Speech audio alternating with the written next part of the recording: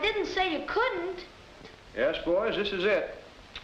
This is a synthetic fiber. We call it rayon. You mean we make cloth out of that? Yes, we do.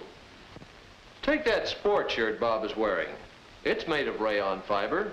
Could you tell us just how it's made? Yes, we want to tell the class about it. Well, it's quite a story.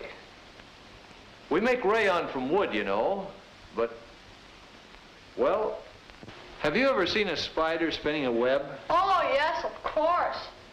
Well, when we make this rayon fiber, we're imitating a spider spinning a web.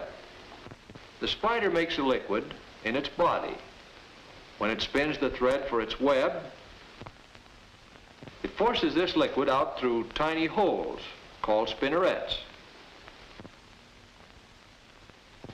This makes a fine thread. Now, you know how silk is made?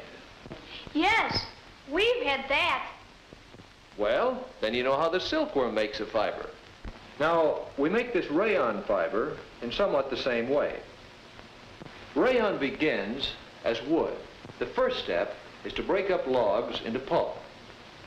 This is done here at a pulp mill. In this mill, the wood is chopped up and cooked. It comes out looking like this. Here's a piece of wood pulp. This is still wood, though it looks like blotting paper. Now this goes to the rayon mill, where they put it into tanks. The pulp comes to the mill in large sheets. They put these sheets into a tank. Then they fill the tank with a chemical. After the pulp is soaked in this bath for a while, they squeeze out some of the chemical, and it's ready for the next step. They take it out and drop it down through a hole to the floor below. The pulp drops right down into a shredding machine. This machine breaks it up into small pieces.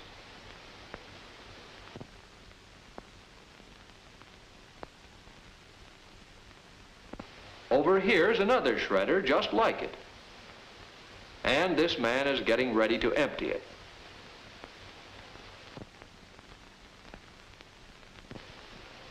When the pulp comes out, it's broken up into fluffy crumbs. And if we look inside, we can see the turning paddles that do the work. Now the crumbs go down a chute into a room where they age for a couple of days. Then from the aging room, the crumbs drop into another machine. This is something like a churn. In these, the crumbs are thoroughly churned together with another chemical called carbon disulfide. When it comes out of this churn, it's no longer wood pulp, but something different. We have some of it here. See here? Now the next step is to dissolve this in another chemical.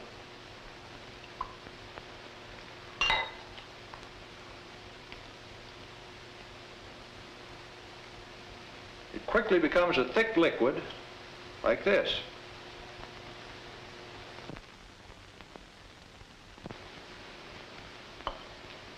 Now we're ready to make it into a fiber. I'll show you again how it works. This is an acid bath. We use this tube as a spinneret. We draw in some of the liquid, force it out through the tiny hole in the end of the tube.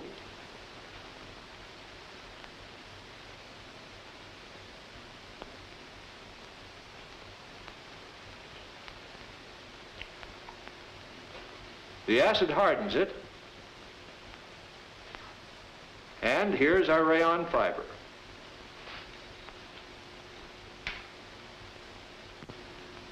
Now in the mill, they do the same thing on this spinning machine. This machine has many spinnerets. He's lifting up one of them now. This is the spinneret. And if we look closely at the end of it, we see it has many tiny holes with liquid oozing out of them.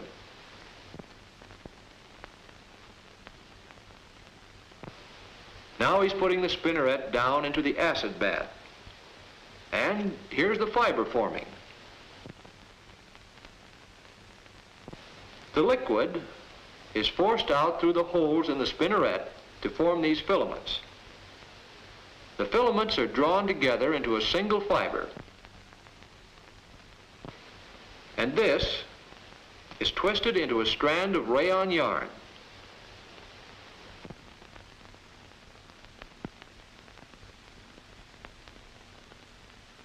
It goes down into this box. These men are taking cakes of yarn out of the machine. They call this doffing.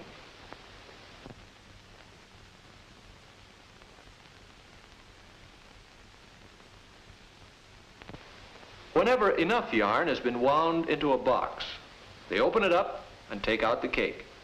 A full cake of rayon yarn, ready to be washed and dried and woven into cloth. Does that tell you how we make cloth from wood, John? Yes, it gives me a pretty good idea.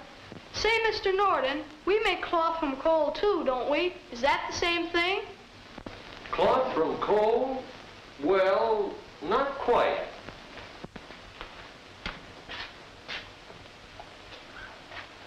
Here's a piece of a cloth we make from coal and other things. It's called nylon. But how can a soft thing like this come from a hard thing like a piece of coal? Well, boys, it's a long story, but it does begin with coal. Just ordinary coal from the mines.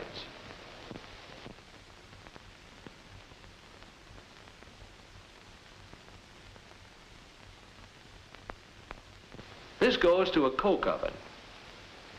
Here it is broken down into a number of things. One of these is coal tar. And from coal tar we get a number of chemicals. From this, after a long series of steps, we get these two substances. This is adipic acid, and this is hexamethylene diamine. Hexa. Hexa.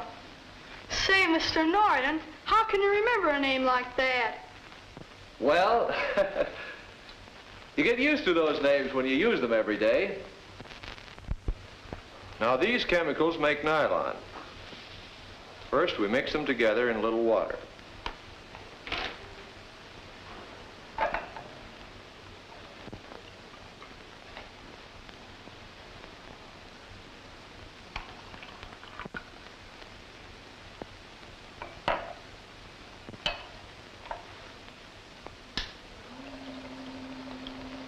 This makes a liquid we call nylon salt.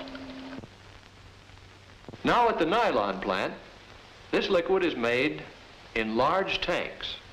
Then it is piped into an evaporating tank. Here some of the water is boiled away. Next, it is piped into a room full of large bowls that are something like pressure cookers. The cookers are controlled by the instruments on this panel. And this man is starting to cook a batch.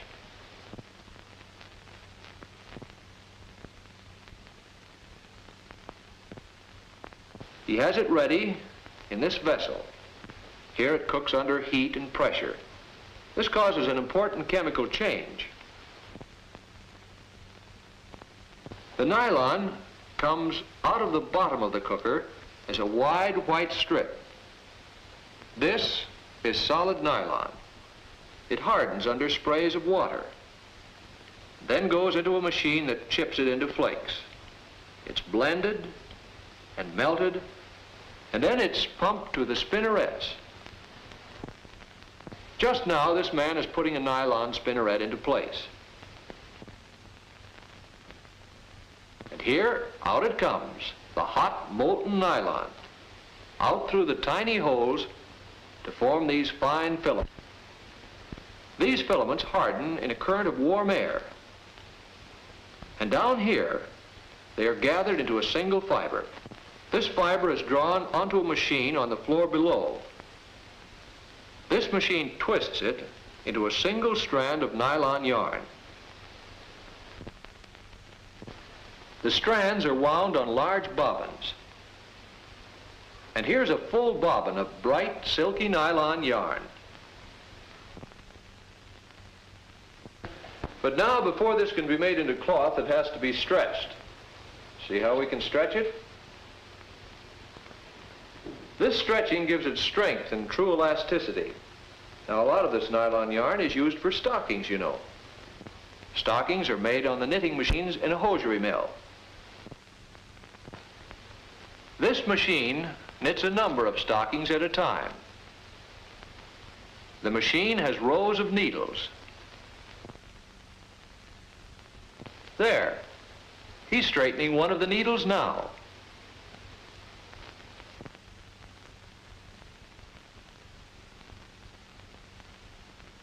Now the machine is knitting again. See how the nylon threads move in and out and back and forth among the needles.